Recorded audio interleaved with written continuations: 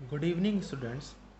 आज हम डिस्कस करेंगे सेकंड लास्ट अपने 5 किंगडम क्लासिफिकेशन में किंगडम प्लांटी को। किंगडम प्लांटी किंगडम एनिमेलिया से पहले आता है और किंगडम प्लांटी में हम प्लांट को डिस्कस करते हैं या उन ऑर्गेनिज्म को डिस्कस करते हैं जिनके अंदर क्लोरोफिल होता है और जो एक तरह से ऑटोट्रॉफ्स हैं और हम जो हैं अपनी भोजन के लिए या फिर अपने न्यूट्रिशन के लिए डिपेंडेबल हैं उनके ऊपर। खैर, प्लांट किंगडम में जितने भी ऑर्गेनिजम्स आएंगे वो यूकैरियोटिक होंगे और उनके अंदर क्लोरोफिल होगा।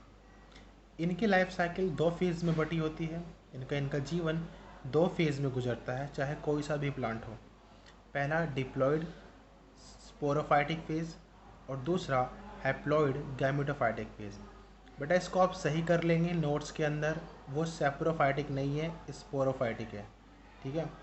अब डिप्लॉयड का मतलब तो आप समझते हैं, जहाँ पर क्रोमोसोम नंबर कंप्लीट होते हैं यानी कि 2n, और हैप्लॉयड जहाँ पर क्रोमोसोम नंबर हाफ होते हैं। यानी कि जो स्पोर्स बनते हैं वो डिप्लॉयड होते हैं, उनमें नंबर ऑफ क्रोमोसोम्स शुरुआती दौर में डबल होते हैं। फिर उनके अंदर मियोसिस होता है और फिर हैप्लॉयड गैमेट्स वाली फेज़ बनती है। तो आई होप आप समझ गए होंगे, डिप्लॉयड स्पोर बनेंगे और हैप्लॉयड गैमेट्स बनेंगे, इसीलिए इन 2 फेज़ों में बांटी गई है लाइफ साइकिल प्लांट्स की, स्पोरोफाइटिक एंड गैमेटोफाइटिक। ये एक के बाद एक एकांतरण में आते हैं, यानी कि अल्टरनेटिवली आते हैं। पहले स्पोरोफाइटिक आएगा, फिर गैमेटोफाइटिक, फिर स्पोरोफाइटिक, और इस तरह से ये प्लांट की लाइफ साइकिल चलती रहेगी। प्लांट्स के अंदर क्या क्या आते हैं? एल्गी, जो कि सिंपलेस्ट प्लांट फॉर्म्स होते हैं। एल्गी के अंदर क्लोरोफिल पाया जाता है और एल्गी सबसे शुरुआती यानी कि प्रीमिटिव, ये कह सकते हैं एंशिएंट प्रीमिटिव ऑर्गेनिजम्स हैं बाकी प्लांट्स के।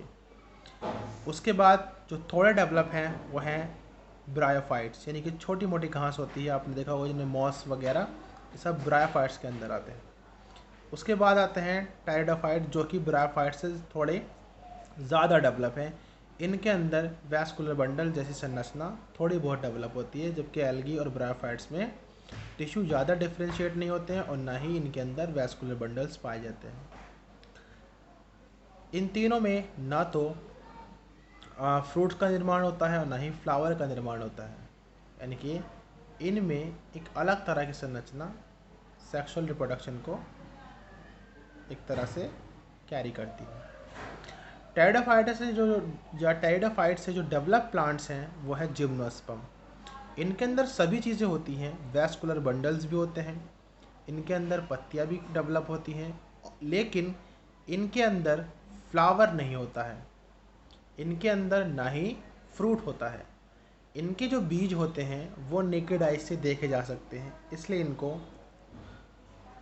नेकेड आई सीडेड प्लांट्स भी कहते हैं या नेकेड सीडेड प्लांट्स भी कहते हैं, यानी कि इनको आप नग्न आंखों से इनके बीजों को आप देख सकते हैं। असेंबली के मैदान में बाहर आपके विद्यालय में जिम्नोस्पर्म का एक प्लांट है, यानी जिसका नाम है साइकस रिवोल्यूटा। तो उसमें आप देख सकते हो, उसमें फूल पत्तियाँ नहीं आती, खजूर के और पाम के जैसा दिखता है, उसके बीच में उसके बीज होते हैं बड़े बड़े, तो आप उनको देख सकते हैं। ठीक है। संसार में सबसे बड़े बीज जो हैं वो भी जिम्नोस्पर्म प्लांट्स के ही होते हैं। लास्ट में आते हैं एंजियोस्पर्म, जो कि सबसे डेवलप प्लांट्स हैं। जितने भी आप बड़े बड़े वृक्ष देखते हो जिनमें फूल और फल आते हैं, वो सभी के सब एंजियोस्पर्म्स हैं। एंजियोस्पर्म 2 तरह के होते हैं, डाइकोटिलेडन्स और मोनोकोटिलेडन्स। इनके बीज के आधार पर इनको नाम दिया गया है। इसके बारे में हम अगले चैप्टर में डिस्कस करेंगे। एंजियोस्पर्म को हम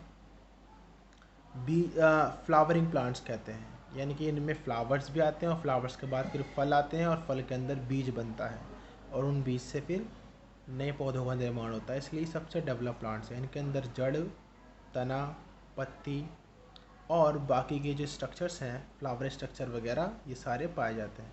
तो एंजियोस्पर्मिक सबसे डेवलप प्लांट्स हैं। तो ये सारी बात थी प्लांट किंगडम की। इससे नेक्स्ट वीडियो में हम डिस्कस करेंगे एनिमेलिया किंगडम को। तब तक के लिए धन्यवाद।